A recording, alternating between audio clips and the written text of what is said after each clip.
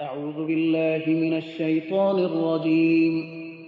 پناه میبرم به خداوند از شیطانی رانده شده. بسم الله الرحمن الرحیم. به نام خداوند بی اندازه مهربان نهایت بارحم. الحمد لله رب العالمین الرحمن الرحیم مالک یوم الدین. ستایش خدای راست، پروردگار عالمیان، خدایی که بی اندازه مهربان نهایت بارحم است، خداوند روزی جزاست. ایاک نعبد و ایاک نستعین.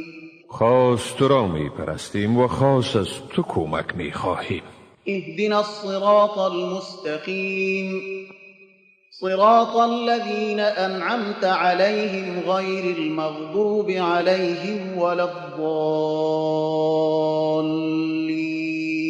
به ما راه راست را بنما، راه کسانی را که بر ایشان نعمت خیش را ارزانی کرده ای، نی راه کسانی را که مورد خشم واقع شدند و نی هم راه گمراهان.